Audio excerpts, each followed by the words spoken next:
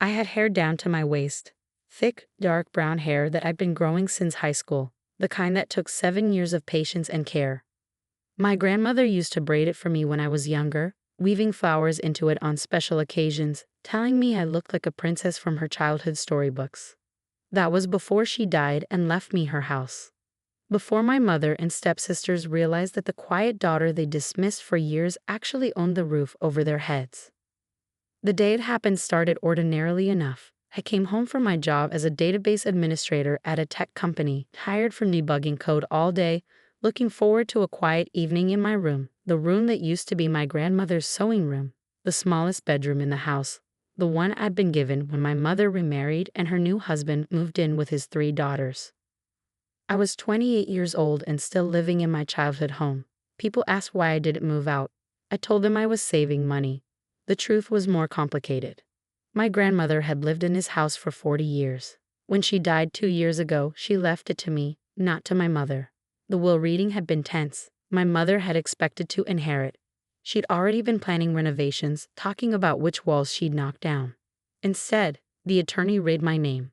The house, the property, everything, all mine. My mother had been furious but said nothing at the reading. At home, she told me it didn't matter, that I'd share it with the family anyway, that blood was thicker than water, that my grandmother must have been confused in her final days. But I have the attorney's letter proving otherwise. My grandmother had updated her will just 6 months before she died, fully competent, with 2 doctors confirming her mental state. She'd written me a note, too, sealed with the will. I've watched your mother choose her stepdaughters over you for 12 years, it said.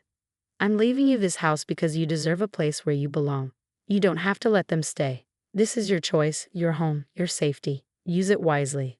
I'd let them stay, out of guilt, obligation, and that twisted family logic that makes you feel responsible for people who've never been responsible for you. I told myself I was being kind.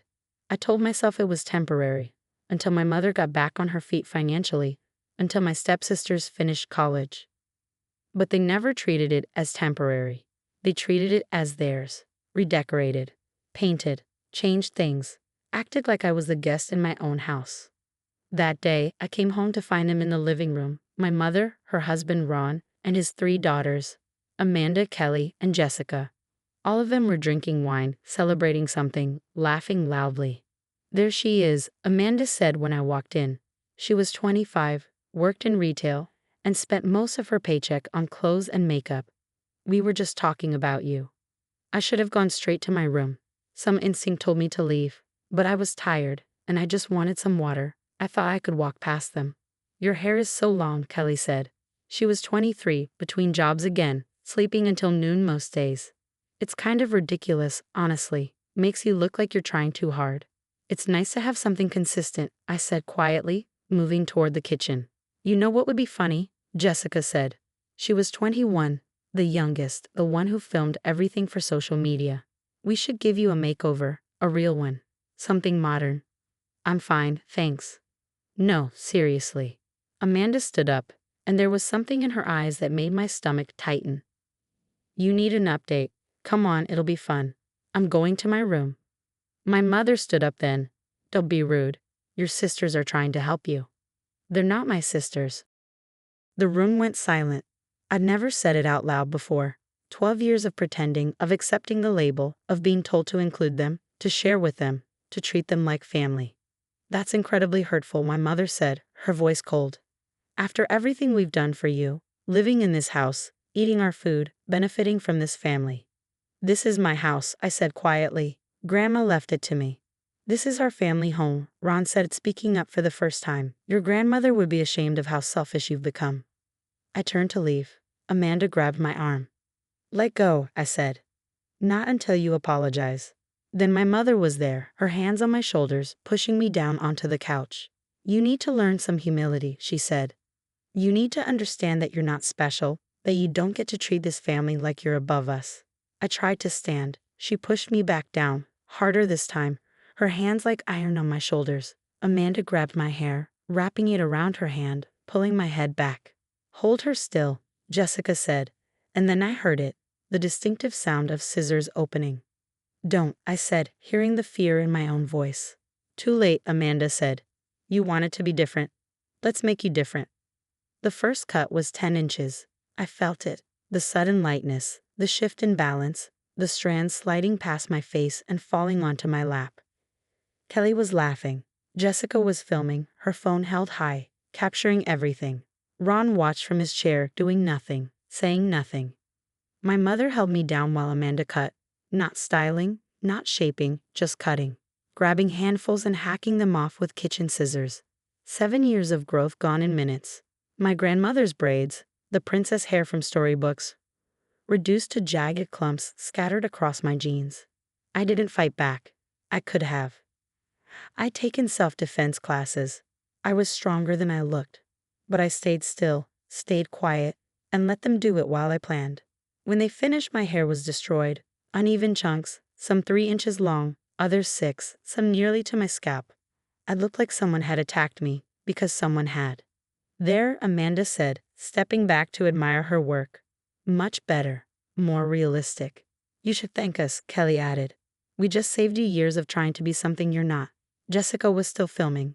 This is going to be hilarious on TikTok, giving my stepsister a reality check. I stood up slowly. Hair fell from my lap onto the floor. I looked at my mother, who finally released me and stepped back, arms crossed, face blank, showing no remorse. You needed that, she said. You needed to be brought down a level. I walked to my room without speaking, locked the door, looked in the mirror at what they'd done. Then I opened my laptop and sent 3 emails. The first was to Sarah Martinez, the property attorney who would handle my grandmother's will. I need to begin eviction proceedings for unauthorized occupants. How quickly can we move? The second was to James Wilson, my grandmother's estate executor. I need copies of all documentation proving my ownership of the property. Please send them to both my email and my attorney. The third was to Laura Price, a friend from college who happened to be a police officer. I need to file a report for assault and battery. Can you tell me the process? Sarah responded within an hour. We could have the notices prepared by tomorrow morning.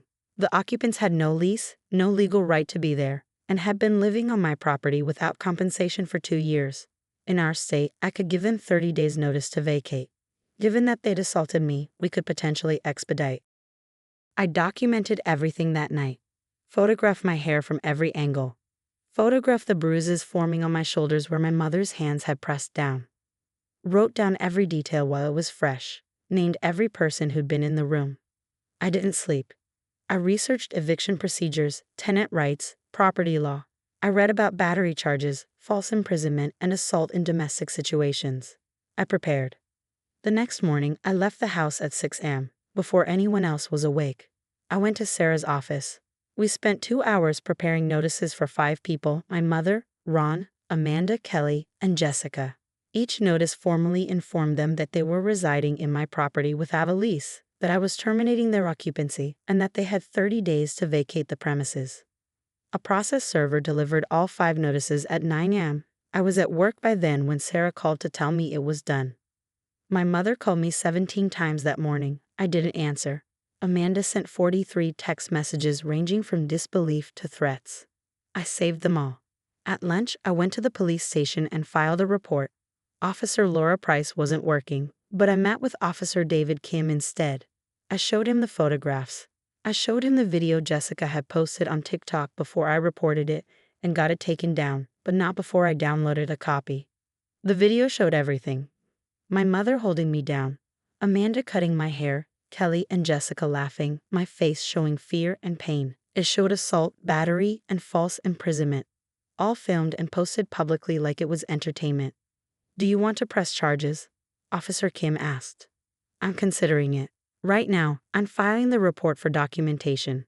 This is serious. What they did is criminal battery. Your mother committed false imprisonment.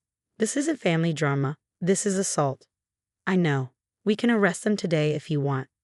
I thought about it. About my mother in handcuffs, about the stepsisters who'd laughed while cutting my hair being processed and fingerprinted. Part of me wanted it.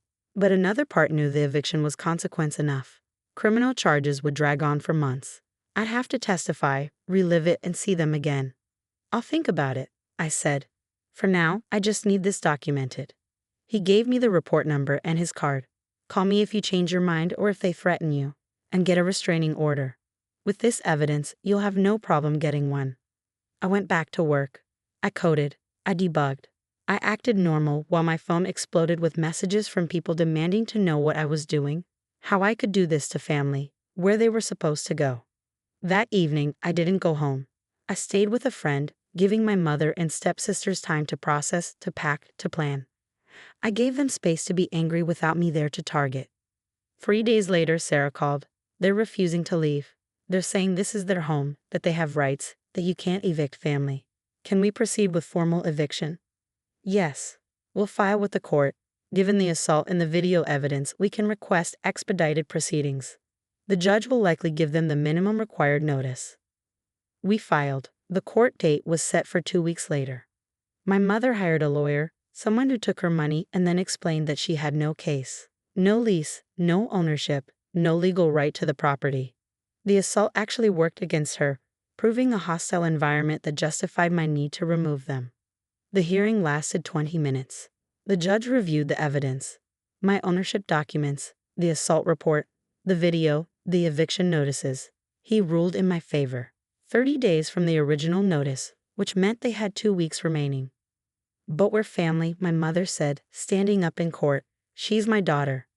And this is her property, the judge said. You assaulted her in her own home. You're lucky she's not pressing criminal charges.